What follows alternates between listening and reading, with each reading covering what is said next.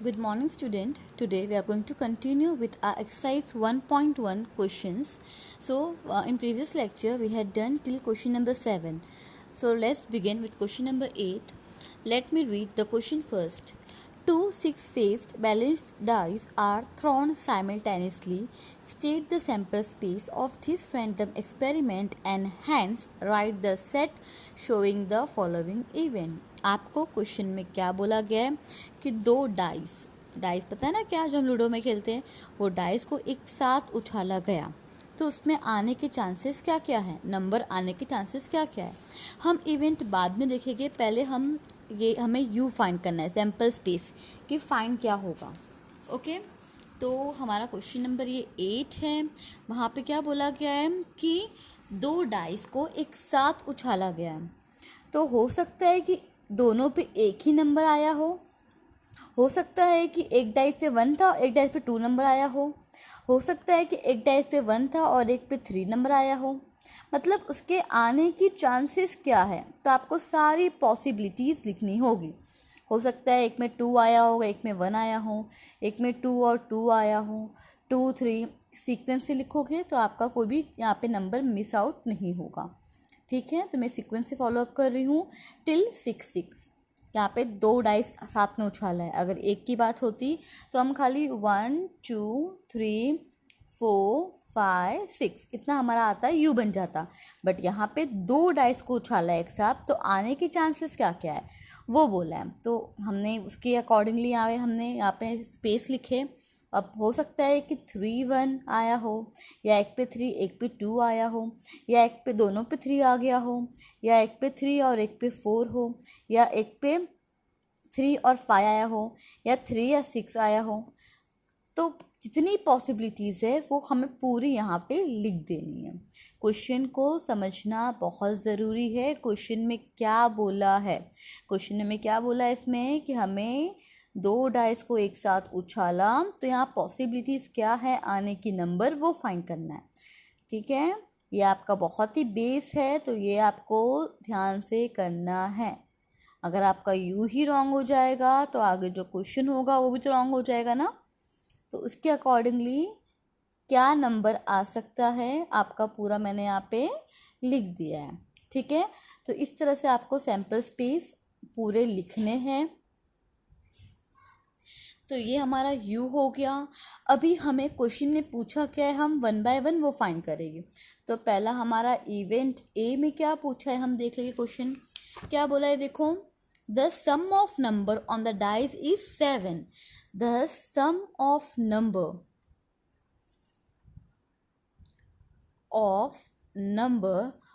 On dice is 7. मतलब सम मतलब जब हम यहाँ पे नंबर को ऐड करते हैं तो हमारा क्या आना चाहिए, 7 आना चाहिए.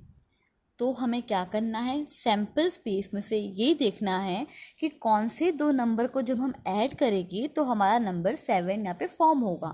ऐड करना है तो हम 1 6 को ऐड करेंगे 7 हो जाएगा, तो एक हमें मिल गया. उसके अलावा 2 में हम जब 5 ऐड करेंगे तो 7 हो जाएगा, तो 2 and 5. 3 और 4 को ऐड करेंगे 7 हो जाएगा. 4 और 3 ये पूरा क्रॉस में जाएगा, देखो, 5 and 2 6 and 1.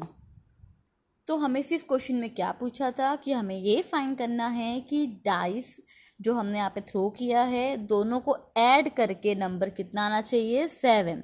The sum of number on dice is 7. तो हमने क्या किया, सैम्पल स्पेस में से वही नंबर सिलेक्ट किया जिनको ऐड करके 7 होता होगा.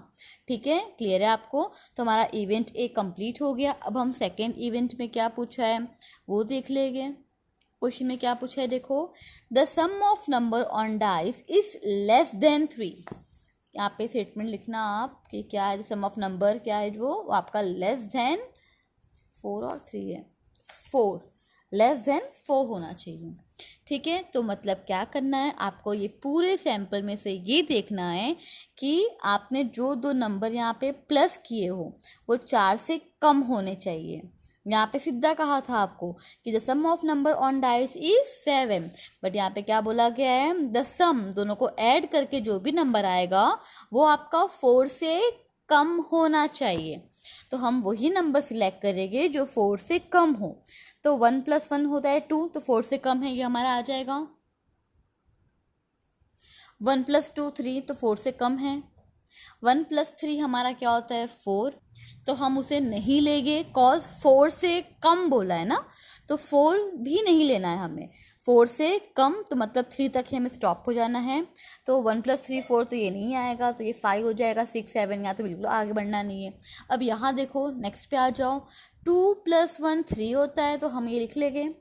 नाउ 2 + 2 4 नहीं चाहिए हमें। आगे नंबर 5 6 दोनों को ऐड करके देखना है आपको, तो ये होगा 5 6 7 8, तो चाहिए ही नहीं हमें। 3 + 1 4 होता है, ये 5 हो जाएगा। 6 7 8 9, मतलब अब आगे ऐसा कोई भी नंबर नहीं है जिसको ऐड करने पे 4 से कम का नंबर फॉर्म हो। क्लियर है? तो इसमें हमारा इवेंट क्या निकला, यहाँ पे सिर्फ 3 ही इवेंट फाइंड हुए। क्लियर है? अब हम नेक्स्ट क्वेश्चन देखेंगे। A3 इवेंट में क्या पूछा है हमें, क्या बोला है देखो, the sum of number on the dice is divisible by 3। आप जो दो नंबर ऐड कर रहे हो वो नंबर 3 की टेबल में जाना चाहिए, मतलब वो नंबर 3 से डिवाइड होना चाहिए। क्या करना है आपको, पहले दोनों को प्लस करके देखना है, उसको डिवाइड करना है, वो 3 से जा रहा है कि नहीं। अगर जा रहा है तो लिखो, नहीं जाएगा तो हटाओ उसको। ठीक है, तो 1 + 1 हमारा कितना होता है 2, तो 2 जाता है 3 के टेबल में नहीं, तो हम ये नहीं लेंगे। 1 + 2 कितना होता है 3, 3 जाएगा 3 के टेबल में, जाता है, तो उससे हम लिख लेंगे। नाउ 1 + 3 4, 4 तो नहीं जाएगा 3 के टेबल में। ये 5, 5 भी नहीं जाएगा। 6 जाएगा, मतलब 1 और 5 हमारा 3 के टेबल में जाएगा। 1 6 7, तो ये हमारा नहीं जाएगा 3 के टेबल में। 2 + 1 3, ये जाएगा 3 के टेबल में। 2 + 2 4, 4 तो नहीं जाएगा 3 के टेबल में। 2 + 3 5, 5 भी नहीं जाएगा। 2 + 4 6, तो 6 जाएगा 3 के टेबल में। समझ में आ रहा है आपको? क्या करना है, दो नंबर को ऐड करना है और देखना है कि वो 3 की टेबल में 3 से डिवाइड हो रहा है या नहीं। ठीक है, तो अभी 2 + 5 हमारा 7 हो जाएगा, तो ये भी नहीं आएगा। 2 + 6 8, तो 8 भी 3 में नहीं जाता। 3 + 1 4 नहीं। 3 + 2 5, 3 3 6 जाता है 3 में, तो इसे हम लिख लेंगे। 3 + 4 7 नहीं। 3 + 5 8, 8 भी नहीं जाएगा। 9, 3 + 6 9, 9 जाता है 3 टेबल में, तो ये हमारा हो गया 9। 4 + 1 5 नहीं, 6 जाएगा। 4 + 2 6, तो इसे हम लिख लेंगे। 4 + 3 7, 4 + 4 8, 4 + 5 9, 9 जाएगा 3 के टेबल में। 4 + 6 10, 10 नहीं जाएगा। नाउ 5 + 1 6, तो 6 तो जाएगा, तो वो लिख लेंगे हम। 5 + 2 7 नहीं जाएगा। 5 + 3 8 नहीं जाएगा। 5 + 4 9, वो जाएगा 3 के टेबल में। 5 + 5 10 नहीं। 5 + 6 11, 6 + 1 7, ये 8, ये 9, ये 9 जाएगा, तो उससे हम लिख लेंगे। 10 नहीं, 11 नहीं, 12, 6 + 6 12, तो ये सारे आउटकम्स हमने लिख लिए जो कि डिविजिबल है 3 से। आया समझ में? ध्यान से एक एक को चेक करके ही लिखना है। तो हमारा इवेंट सी यहाँ पे कंप्लीट हो गया। अब हम इवेंट 4 में क्या दिया है देख लेंगे हम। The sum of number on the dice is more than 12। क्या बोला गया है हमें A4 में? ये बोला गया है कि आप जो सम दोनों को ऐड करोगे ना, जो दो नंबर को, वो आपका क्या होना चाहिए, मोर देन 12, मतलब 12 से बड़ा नंबर होना चाहिए। आप जब ध्यान दोगे तो जब सबको ऐड करते हो तो कुछ 3 4 5 6 ऐसे ही आने वाला है क्वेश्चन। तो आप जब 6 + 6 ऐड करोगे होता है 12, तो ये 12 के आगे तो कोई नंबर ही नहीं है। अगर 12 के आगे 6 7 होता, 6 8 होता, तो हमारा कहीं ना कहीं वो 12 से ज़्यादा नंबर बनता है ना। तो यहाँ पे एक भी नंबर को आप ऐड करोगे तो 12 से ज़्यादा वो नहीं बन रहा है। तो यहाँ पे हम क्या लिखेंगे उसे, या तो उसे आप एम्प्टी ब्रैकेट से नोट करोगे या फिर आप लिख सकते हो null set.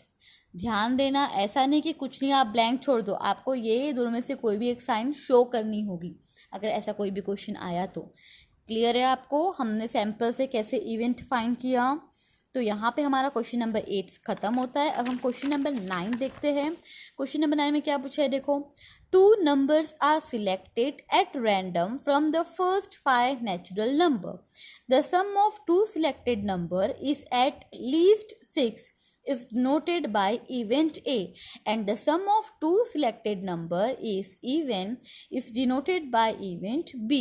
Write the set showing the following event and answer the given question.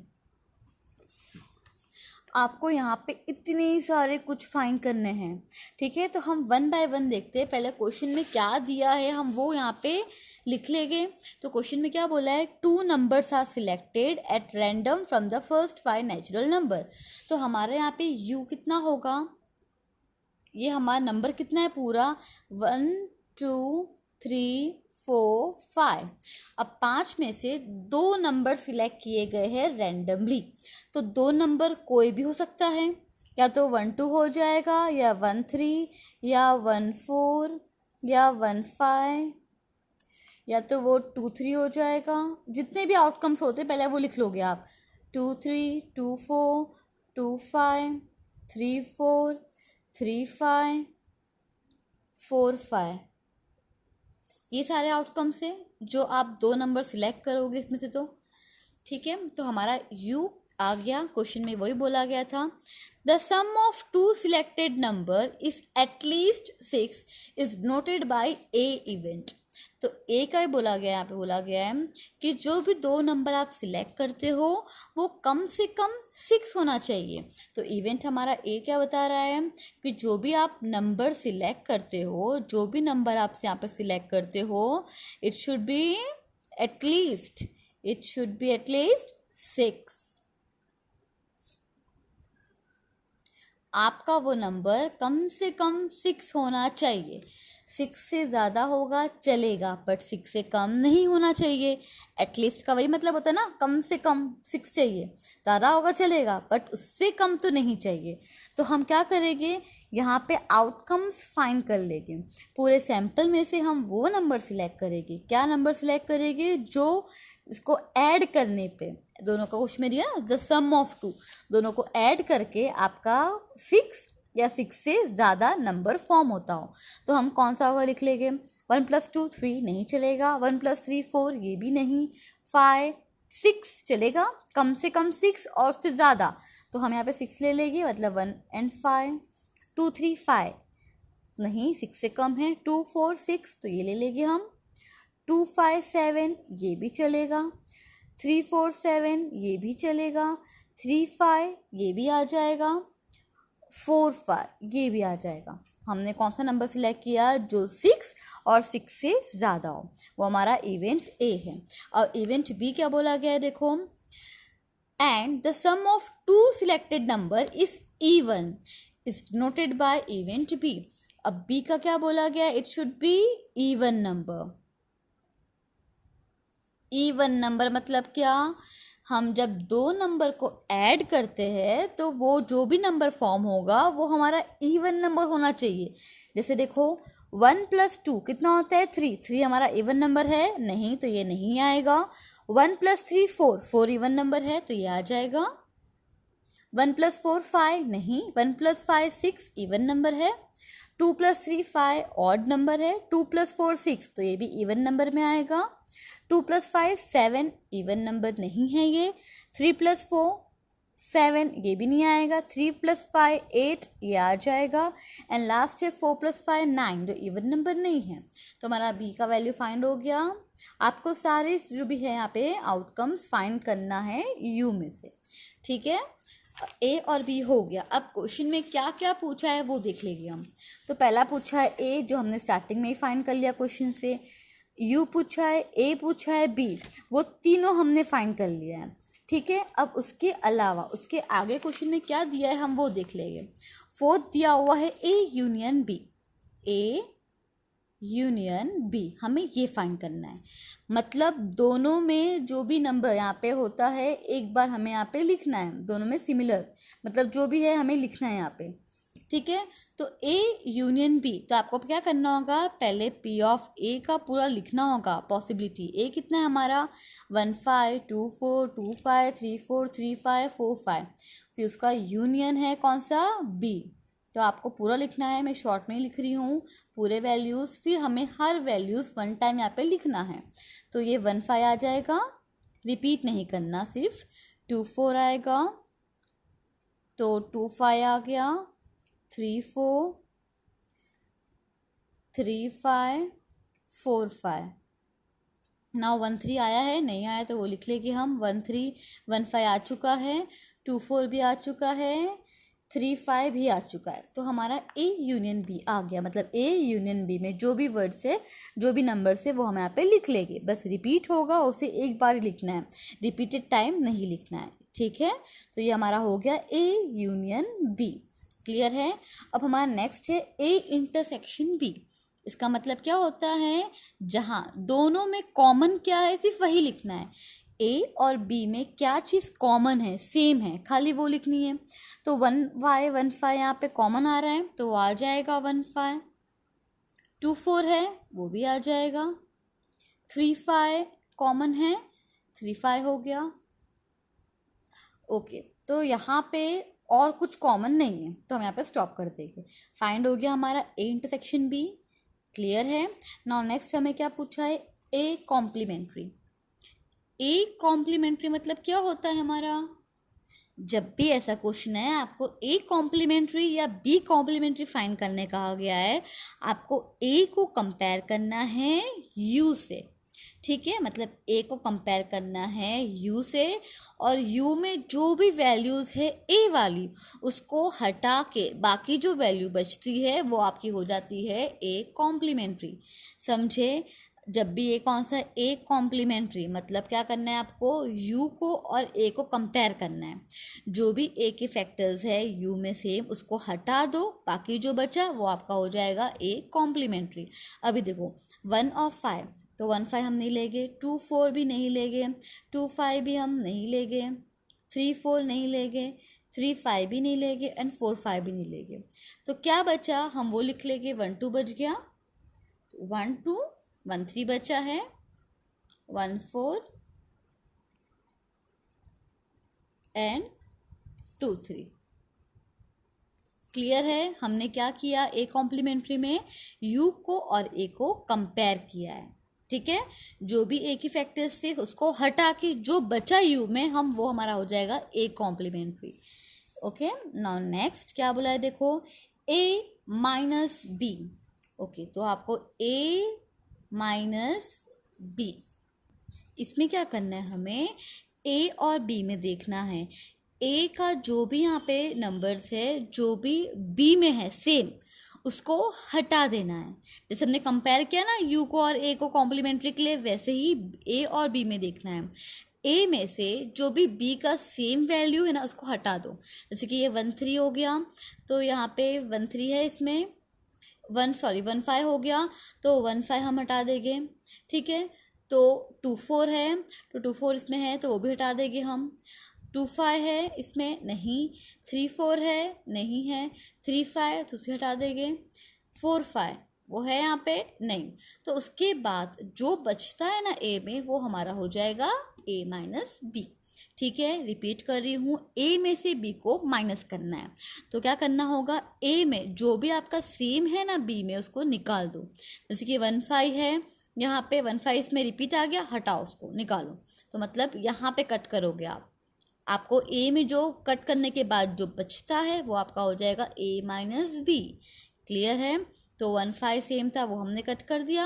2 4 है तो भी कट कर दिया। 2 5 नहीं है तो रहन दिया उसे हमने। 3 4 भी नहीं है, 3 5 है तो कट कर दिया उसे भी, एंड 4 5 यहाँ पे नहीं है, उसको रहने दिया, ठीक है। अब क्या बचा वो लिख लेंगे हम। तो 2 5 बचा हमारे पास, 2 5 3 4 एंड 4 5, क्लियर है। ओके, अगर यही क्वेश्चन आपका आया होता कि फाइंड करो b माइनस ए, तो क्या करते, आप b और a कंपेयर करते। b का अगर कोई भी नंबर a में है तो अपने में से काट दो, उसको हटाओ, उसको नंबर्स को, और फिर जो बचता वो आपका वैल्यू होता b माइनस ए का, क्लियर है। अभी नेक्स्ट हमें यहाँ पूछा हुआ है a कॉम्प्लीमेंट्री इंटरसेक्शन बी, मतलब ए कॉम्प्लीमेंट्री इंटरसेक्शन बी, मतलब ए कॉम्प्लीमेंट कौन सा, ये वाला, और बी कौन सा, ये, इन दोनों का क्या चाहिए हमें, कॉमन पार्ट चाहिए। तो ये और दो कंपेयर करना है, जो भी कॉमन नंबर है वो आपका ये उसकी वैल्यू यहाँ पे लिखनी है। तो ए कॉम्प्लीमेंट्री और बी में कॉमन क्या है, 1 2 है उसमें, नहीं है, 1 3 है, चलो 1 3 है वो लिख लेंगे हम, 1 4 नहीं है, 2 3 नहीं है। तो मतलब यहाँ पे खाली 1 और 3 ही यहाँ पे कॉमन है ए कॉम्प्लीमेंट बी में। क्लियर है आपको? तो ये हमारा हो गया। नाउ नेक्स्ट स्टेटमेंट दिया हुआ है, क्या दिया हुआ है देखो, can it be said that the event A and B are mutually exclusive, give reason. Question में क्या बोला है, क्या हम बोल सकते हैं यहाँ पे कि ए और बी दोनों म्यूचुअली एक्सक्लूसिव इवेंट है या नहीं, नहीं है तो रीज़न दो। अभी देखो ये हमारा यहाँ पे सैम्पल्स में इसमें ये ए है और ये बी इवेंट है, ये ए इवेंट है और ये बी इवेंट है, ठीक है, दोनों अलग है, उसको हम क्या बोलते हैं, एक्सक्लूसिव, ठीक है। बट जब हमने ए और बी यहाँ पे फाइंड किया तो हमारा इंटरसेक्शन कुछ आया, कॉमन नंबर आया, मतलब ये हमारा डेटा कुछ इस टाइप का बनेगा, मर्ज वाला, इसमें कुछ कॉमन है। तो ये म्यूचुअली एक्सक्लूसिव है पूरा इवेंट, नहीं है, क्योंकि यहाँ पे कॉमन नंबर है। तो हम क्या लिखेंगे, the event A and B can not be called mutually exclusive event. Mutually exclusive हम कब बोलेंगे, जब दोनों का इंटरसेक्शन हमारा नल सेट होगा तभी। बट हमने क्या देखा, हमारा इंटरसेक्शन में नंबर्स है, यहाँ पे दोनों में कुछ कॉमन है, अगर कॉमन नहीं है, नल सेट है, तो हम उसे बोलेंगे कि ये म्यूचुअली एक्सक्लूसिव इवेंट है। क्लियर है? तो स्टेटमेंट लिखना है कि ये it is not the mutually exclusive event. Clear है? नाउ नेक्स्ट स्टेटमेंट क्या दिया है देख लेंगे हम, state the number of sample point in the sample space of this random experiment. क्या बोला है, सैंपल पॉइंट बोला है। आपने जो सैंपल फाइंड किया ना, उसका नंबर काउंट करके बताओ कितना है वो, आपका जो यू है ना वो कितना है, नंबर पूछा है। तो ये 1 2 3 4 5 6 7 8 9 10। तो आपको यहाँ पे लिखना होगा number of sample point is 10, बस। क्लियर है आपको किस स्टेटमेंट फॉर्म करना है यहाँ पे। अब क्वेश्चन नंबर 10 जो है, यहाँ पे क्या बोला है देखो, पर क्वेश्चन रीड कर लेंगे हम। 3 female employees and 2 male employees are working in an office. One employee is selected from the employee of this office for training. The event that the employee selected for training is a female is denoted by A, and the event that this employee is a male is denoted by B. Find the set showing the following event and answer the given question. Question में पहले हमें sample में क्या दिया है ना, हम वो लिख लेंगे। ओके, सैंपल में क्या बोला है कि 3 फीमेल, हमारा 10th क्वेश्चन क्या बोला है, यहाँ पे 3 फीमेल है और 2 मेल है, ठीक है। तो अब इसे डिनोट कैसे करेंगे, हम नाम दे देंगे, सपोज फीमेल को नाम दे दिया हमने यहाँ पे A B C, ये 3 फीमेल है, और आप मेल का नाम दे दिया हमने X Y। तो मतलब 5 मेंबर, कितने मेंबर हैं यहाँ पे, A B C 3 फीमेल और X Y, आप कोई भी यहाँ पे डिनोट कर सकते हो, ठीक है, MNOP कुछ भी लो चलेगा। तो यहाँ पे 3 फीमेल को डिनोट किया हमने ABC, और हमने मेल को डिनोट किया है X और Y से। अभी क्या बोला है कि इसमें से यहाँ पे क्या सिलेक्ट किया है, 1 एम्प्लॉय सिलेक्टेड। तो हमारा U हो गया, U कितना है, या तो A होगा, या तो B होगी, या C, या X, या Y। ये पांचों में से खाली एक ही सिलेक्ट किया, तो आने के चार सिंगल सिंगल हो गए, यहाँ पे 2 तो नहीं बनेंगे ना, कॉस यहाँ पे 2 नहीं, एक ही एम्प्लॉय सिलेक्ट किया गया है, तो हमारा यू आ गया। अभी क्या बोला गया है, the event that the employ selected for the training is a female is noted by A. जो आपका ए इवेंट है वो ये बता रहा है कि जो हमने सिलेक्ट किया है वो होनी चाहिए फीमेल। तो फीमेल कितनी है हमारे पास, 3, तो कितना हो जाएगा वो A B and C। Clear है? आगे क्या बोला है देखो, the event at the employ selected for the training is female is denoted by A and the event that this employee is male is denoted by B. और जो B है वो डिनोट कर रहा है मेल. मेल कितने हैं यहाँ पर? 2 मेल है, X एंड Y. तो ये हो गए हमारे मेल. ठीक है. अभी क्वेश्चन में क्या पूछा है? यू ए बी, जो हमने पहले ही फाइंड कर लिया. क्या बोला? A union B. A union B. आपको सब लिखना है एक एक बार. तो क्या हो जाएगा? A B C X Y. Okay. Now next पूछा है intersection. A intersection B. A और बी में कॉमन कुछ भी है? कॉमन नहीं. उसे हम बोलेंगे नल सेट. आप लिखोगे एम्प्टी ब्रैकेट तो भी चलेगा. ठीक है. नाउ नेक्स्ट क्या बोला है? देखो, ए इंटरसेक्शन बी बोला गया है. तो सॉरी, वो हो गया हमारा A complement intersection B. Okay. तो ए कॉम्प्लीमेंट पहले हमें फाइंड करना होगा. तो हम क्या करेंगे? यहाँ पे ए कॉम्प्लीमेंट फाइंड कर लेंगे. तो हमें यू और ए कंपेयर करना है. जो भी यू का फैक्टर ए में है उसे हटा दो. जो बचा वो आपका हो जाएगा ए कॉम्प्लीमेंट. तो ए बी सी है ए में, उसे हटा दे तो क्या बचेगा आपका? एक्स और वाई. तो ये आपका आ जाएगा यू में. ठीक है. तो आपका कॉम्प्लीमेंट कितना है? ए कॉम्प्लीमेंट एक्स और वाई है. बी कितना है आपका? वो भी आपका एक्स और वाई ही है. दोनों में कॉमन क्या है? वही कॉमन है, एक्स और वाई. आपका आंसर आएगा. समझे? ओके. नाउ नेक्स्ट स्टेटमेंट में क्या पूछा है? देखो, can it be said that the event A and B are mutually exclusive? Give reason. यहाँ पे हम बोल सकते हैं म्यूचुअली एक्सक्लूसिव. जो हमारा सेट है ए और बी दोनों अलग अलग है कि एक में है हमारा ए और बी इंटरसेक्शन अगर 0 है, नल सेट है, तो उसे हम बोलते हैं कि वो म्यूचुअली एक्सक्लूसिव है. अगर हम देखें तो हमारा ए इंटरसेक्शन बी दोनों में कोई भी कॉमन नहीं है, पूरा अलग है, तो इसे हम बोलेंगे the event A and B can be called mutually exclusive event because A intersection B is equal to null set. आपको स्टेटमेंट लिखना है. ठीक है. नेक्स्ट क्या बोला? देखो, can it be said that the event A and B are exhaustive? Give reason. अब exhaustive क्या होता है?